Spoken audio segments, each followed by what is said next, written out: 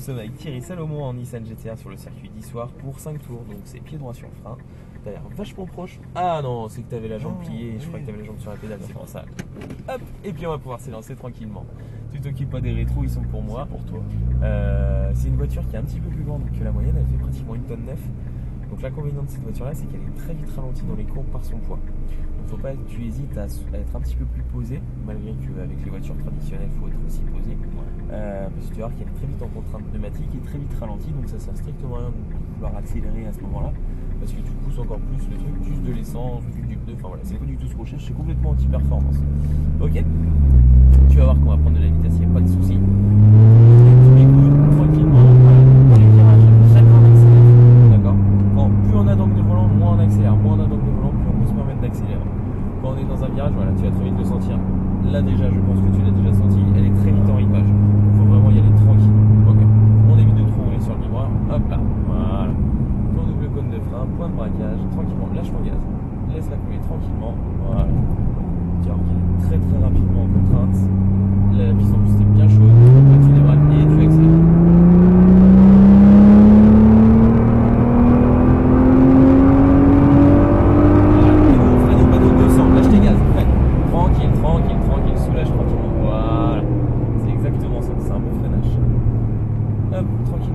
Relâche pas d'un coup par contre, tu vois, faut vraiment que tu viennes soulager progressivement parce que sinon tu vas transformer ton transfert de charge en quelque chose qui n'est pas du tout bon. Si tu vas plonger, tu vas lâcher ton frein et donc tu vas partir dans ce moment-là.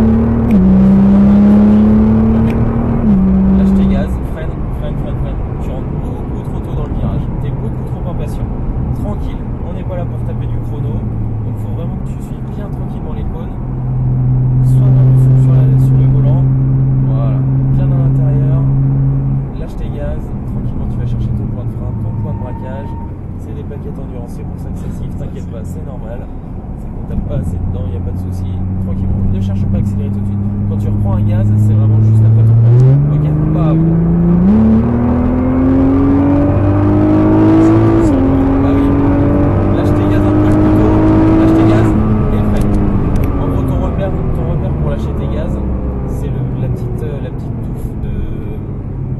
Jaune qu'il y a juste avant le panneau de 200 en fait. Exactement. Tu lâches tes gaz à ce moment-là et après tu freines. Voilà, là c'est plus fluide. Tu vois, on est moins en train de se battre avec la direction, on est moins rapide dans le virage et tout de suite on peut débraquer. On accélère derrière. Voilà. N'hésite pas à lâcher tes gaz un peu plus tôt à ce moment-là. Lâche tes gaz, voilà, et laisse-la couler tranquillement dans ce virage. Évite, tu peux aller chercher un poil plus loin. Ouais, exactement. Sans freiner, ça évite du coup si tu veux. Comme tu lâches tes gaz un poil plus tôt, tu la laisses tranquillement couler. Bon, on a un poil rapide malgré tout. Mais il n'y a pas trop de soucis. Voilà, tranquillement. Voilà, ton double cône de frein, tu vas bien chercher ton point de braquage. Sois vraiment souple sur ta direction, d'accord? Ne donne pas de coup de volant, faut vraiment que tu sois tout en douceur. Bien décomposer tes mouvements. Tu débraques, tu vas chercher ton point de sortie. Lâche tes gaz parce que le mur vous a pas vu. Lâche tes gaz, freine.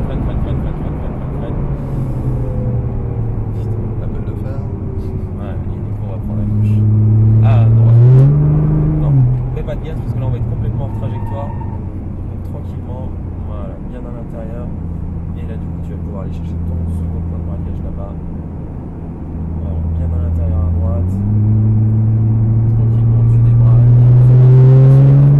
voilà, et là tu débraques, lâche tes gaz, freine un poil, voilà, tranquillement tu vas, tranquille, essaye de bien aller chercher ton point de braquage à droite, t'es beaucoup trop tôt dans le virage, et du coup tu attaques beaucoup trop fort. Et ta voiture du coup elle a tendance un petit peu tu le sens dans la direction que ça grippe, c'est un petit peu plus dur.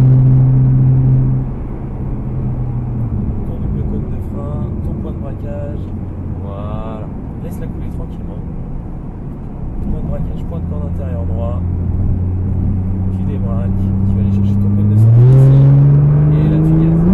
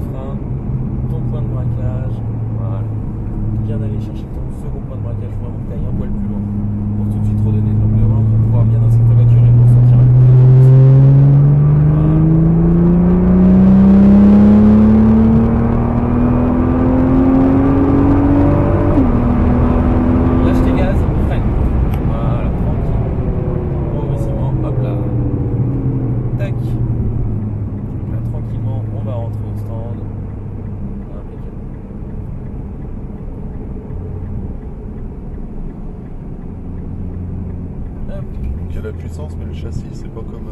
Bah, si tu veux, c'est pas le châssis qui est mauvais, c'est qu'elle est tellement lourde. Enfin, du fait que ce soit une 4 roues motrices, le système de 4 roues motrices pèse énormément de poids, ce qui est normal. Donc voilà, c'est une bonne lumière. T'as vu la taille qu'elle fait, elle est beaucoup plus longue que la moyenne. Vas-y, on va aller devant la Lambo. Elle est beaucoup plus grande que la moyenne, donc voilà, beaucoup plus grande. Elle a un gabarit qui est énorme, donc c'est normal qu'elle voilà, elle soit beaucoup plus lourde et forcément, bah,